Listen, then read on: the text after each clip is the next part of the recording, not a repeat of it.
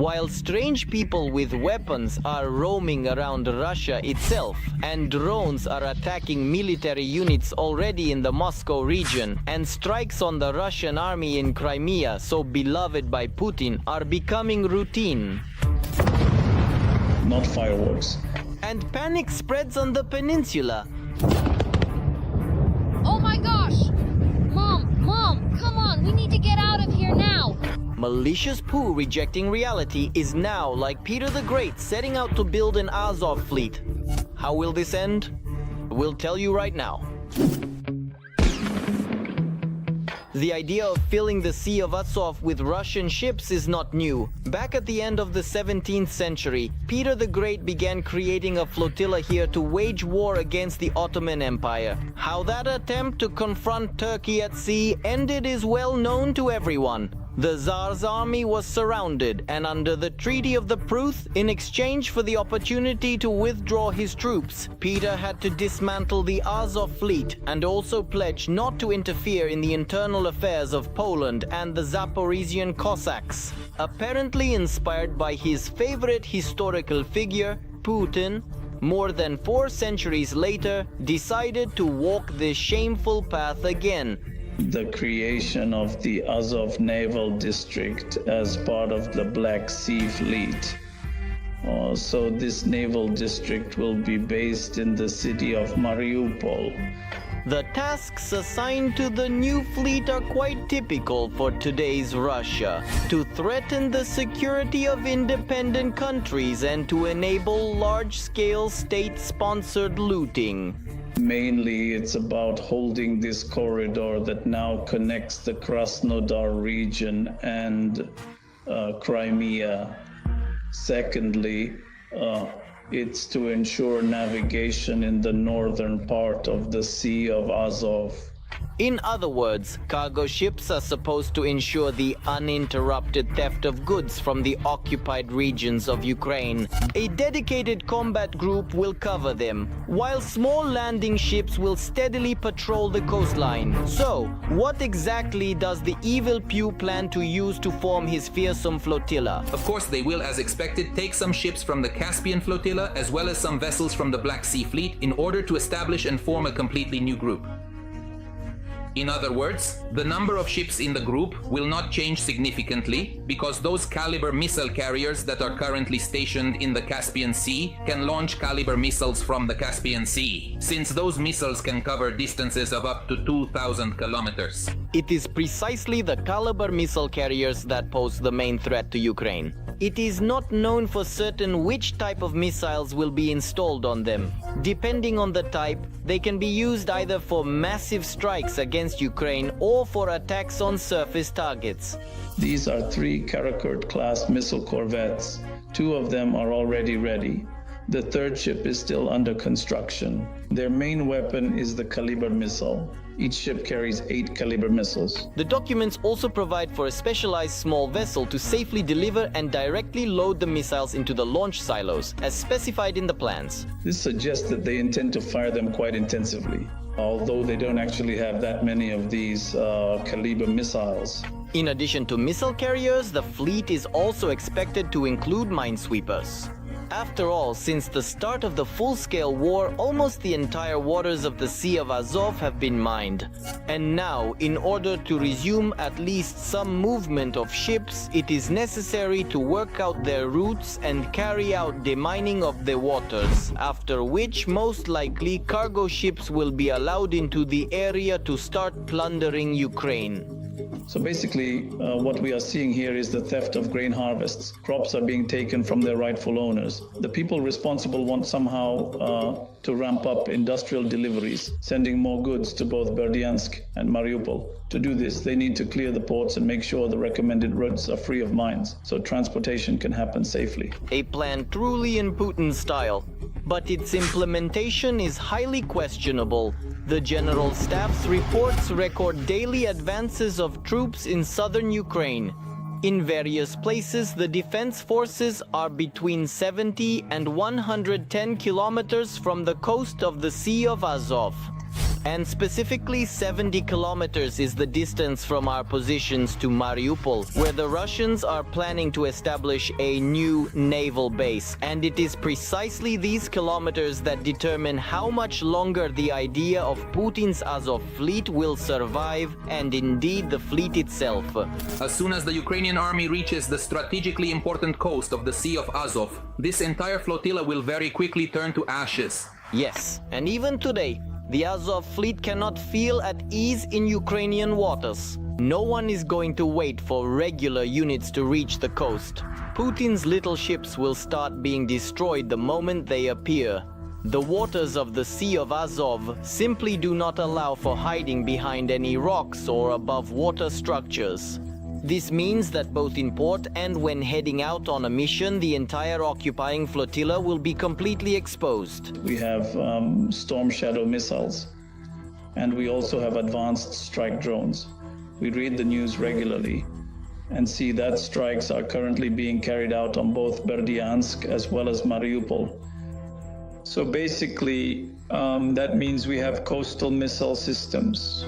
By the way, the president of Ukraine, Volodymyr Zelensky, also noted that soon Putin's wet dreams of controlling Ukrainian maritime space will come to an end. He also reminded everyone about our fleet, which will likely appear very soon in the Sea of Azov as well, the fleet of naval drones. Millions of hryvnias have already been transferred to the accounts of the organization that is raising funds to purchase these drones, and they definitely won't be sitting idle.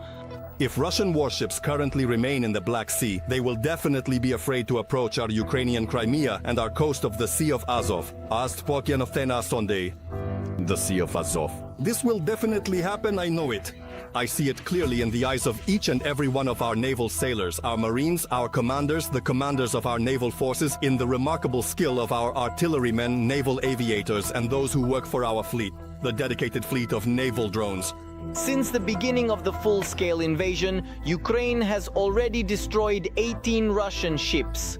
In addition to the notorious cruiser Moskva, which did indeed set off in the well-known direction, landing craft of the Raptor and Cerna types were also sunk.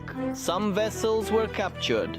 The same fate awaits the Azov Fleet Z, with only one difference. The ships destroyed so far rest at the bottom of the Black Sea, while these will end up at the bottom of the Azov Sea. This is far from everything that the Ukrainian armed forces can, and already do, use to stun the enemy on the battlefield. We'll talk about the latest weapons already delivered to the front lines of the Ukrainian army in the next episode. So give this video a like and don't forget to subscribe to the channel so you don't miss the new arsenal. A Ukrainian naval drone has set a record. A Russian Su-30 fighter jet was downed over the Black Sea by the unmanned Magura platform. Ukraine's main intelligence directorate confirmed this and showed a video. The intelligence agency emphasized, "This is the first time in the world a combat aircraft has been destroyed by a naval drone. This historic strike was carried out by soldiers of the special unit of the main intelligence directorate of Ukraine's Ministry of Defense, Group 13, using a missile from the unmanned maritime platform Magura. It took place near the port of Novorossiysk, where the Russians are hiding the remnants of their Black Sea fleet." Russian military channels confirmed that Russia lost a Su-30 military aircraft over the Black Sea near Novorossiysk while attempting to destroy a Ukrainian unmanned boat during a recent attack.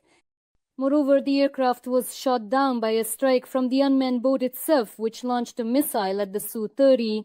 It is reported that the crew survived. The pilots were picked up from the water by a passing cargo ship. At the same time, Russian military telegram channels report that some of the unmanned boats were destroyed by the Russians using FPV drones, and claim that this tactic of combating Ukrainian naval drones with strike UAVs will become a priority in order to avoid losses of military aircraft. For the first time in history, Ukrainian naval drones remarkably managed to destroy several aerial targets at once. Previously, this was considered impossible. According to data from Ukrainian military intelligence, on December 31, 2024, naval drones were able to shoot down 2 Russian helicopters over the Black Sea and damage another one. It was the first time a helicopter was shot down. It fell into the water. The fact that an aerial target was destroyed over the waters of the Black Sea has been documented. But how did a naval drone, which previously only rammed Russian ships, manage to shoot down such a difficult target in the air? The answer is clearly obvious. Ukraine has once again upgraded its flagship drone, the Magura V5. We tried to figure out what this drone is now capable of, what types of weapons it can carry, and what targets it can destroy. All of this right now in Arsenal. When this information first appeared on the internet, many people didn't even believe it was possible. A small vessel which previously only transported explosives by sea and could destroy a target by crashing into it, shot down 2 Russian Mi-8 attack helicopters at once. But when the information was confirmed by the main intelligence directorate, there were no more doubts. For the first time in the history of armed conflicts, Ukraine really truly did carry out an extraordinary and unique special operation. Before this, during attacks on Russian Federation aerial targets, we managed to hit them several times, but even when damaged, they somehow made it to the coastline, and some even reached airfields, and so on. But here, for the first time, a helicopter was shot down. It fell into the water. The fact of destroying an aerial target over the waters of the Black Sea has been recorded. There was also, in fact, an answer to the question of how this was even possible. During the modernization process, the Magura V5 was equipped with an upgraded R-73 air-to-air missile, which was adapted for use from a drone.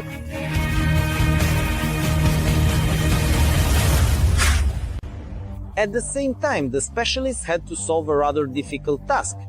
After all, not only was an aviation missile modified for launch from a surface platform, but now its transportation and launch also have to take place under extremely challenging conditions. Well, this is truly a unique case.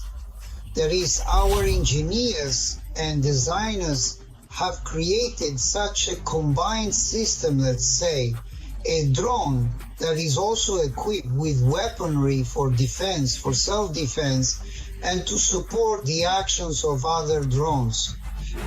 Naturally, the exact results of the Magura V5 modernization were not disclosed by the GUR.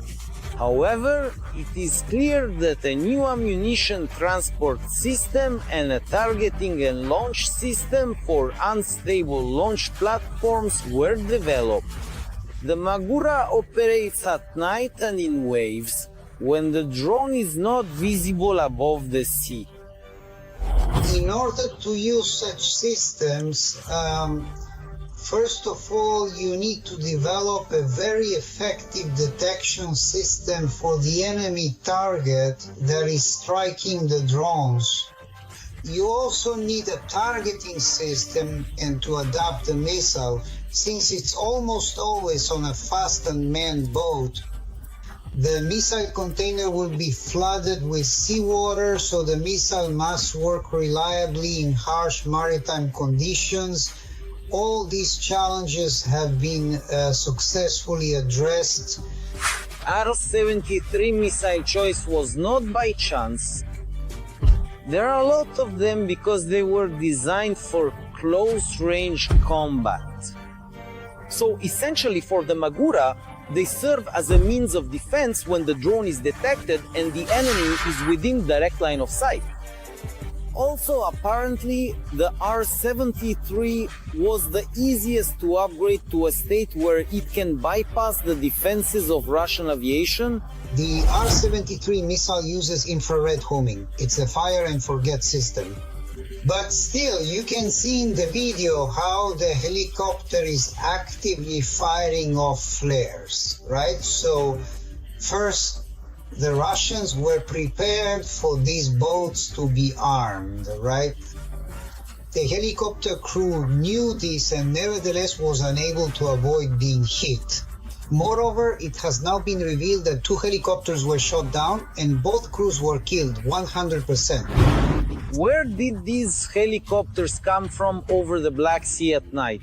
This is a uniquely Russian invention. After losing a third of the Black Sea fleet, mostly to Ukrainian naval drones, the Kremlin devised the solution.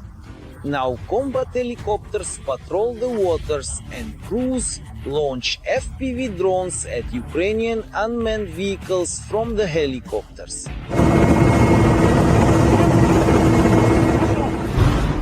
The idea is interesting but impossible.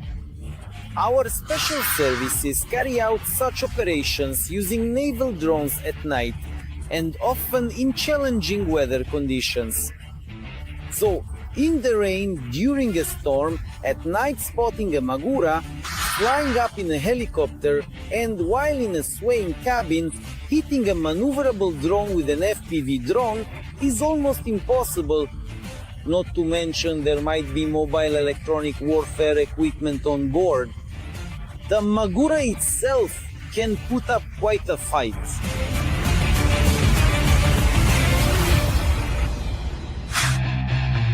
Experts say equipping Magura with a missile is part of modernization. Ukraine transitioning to NATO standards, including modular weapon systems. A standardized platform is installed on the drone, and what to mount a missile, a machine gun, or explosives is chosen by the military permission. Not just missiles used from naval drones. We've also used firearms and we've used FPV drones as well. That's why we say that we'll be encountering modular weapons even more often. For example, an FPV drone might either be equipped with a drop mechanism or it could have a device that fires cartridges, creating a cloud of shrapnel that destroys enemy drones. Even as drones are still being improved, each new modification of the Magura destroys millions of dollars worth of Russian equipment. By the way, the GUR shared that now the drone can select its own attack targets. It can operate both under the control of an operator and according to a pre-programmed route, because it is an extremely powerful multi-purpose drone that is already showing excellent results. Did you like this video? Don't forget to give it a like and be sure to subscribe to our new Arsenal channel. Link is in description below the video.